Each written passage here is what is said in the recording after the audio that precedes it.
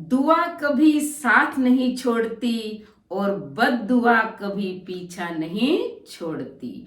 जो दोगे वही लौट कर आएगा, फिर चाहे सम्मान हो या धोखा।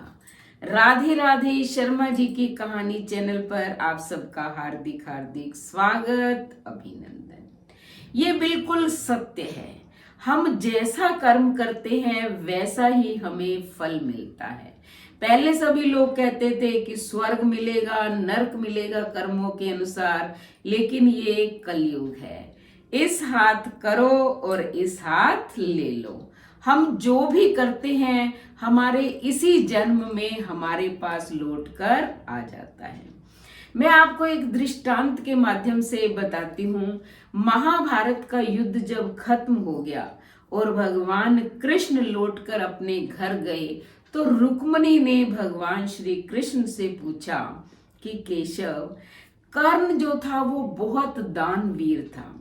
उसके द्वार से कभी भी कोई खाली नहीं लौटा। जिसने उससे जो मांगा हमेशा उसने दिया। और उसका तो नियम था, वो प्रतिदिन सोने का दान करता था। फिर भी आपने उसे युद्ध भूमि में मरवा दिया।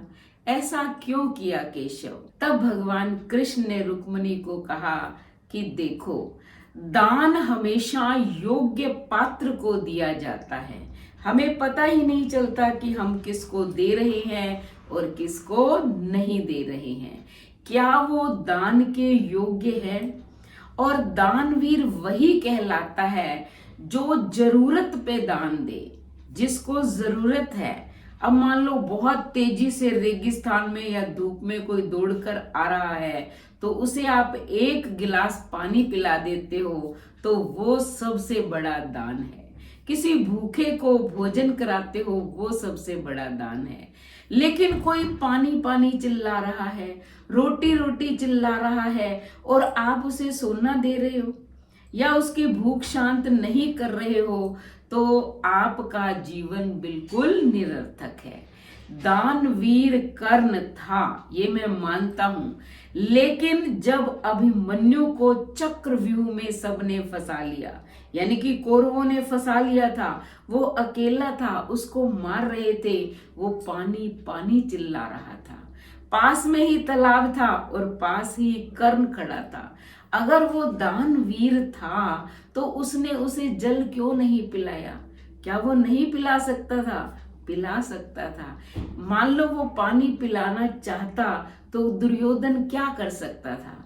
लेकिन उसने यहाँ मित्रता निभाई, दानवीर होने का कर्म नहीं निभाया। अगर वो उसे जल पिला देता तो उसकी मृत्यु नहीं होती। देखो उसका दुर्भाग्य कि युद्ध भूमि में उसका रथ का पहिया जो था उसी तालाब के पानी के कीचड़ में फंस गया। लाख कोशिश की उसने पहिए को निकालने की, लेकिन नहीं निकला, क्योंकि उसका कर्म ही ऐसा था। वही कर्म उसका लौट कर आया। वहां अभिमन्यु पानी पानी चिल्लाता रहा, कर्ण ने पानी नहीं पिलाया। इधर कर्ण ने लाख कोशिश की रथ के पहिए को कीचड़ से निकालने की, लेकिन वो नहीं निकला।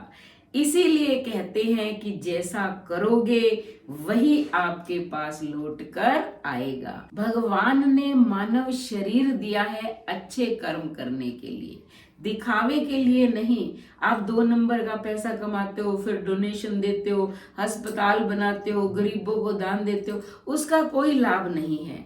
आप जरूरतमंद को दीजिए, किसी का शोषण मत कीजिए, भूखे को भोजन दीजिए, प्यासे को जल पिलाइए। आपको सोना चांदी दान करने की जरूरत नहीं है और सच्चे मन से कीजिए, फिर देखिए परमात्मा कैसे आपकी झोली में खुशियों को भर देता है।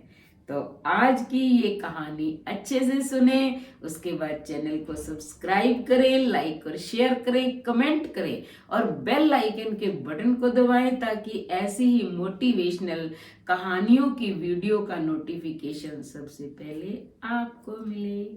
धन्यवाद।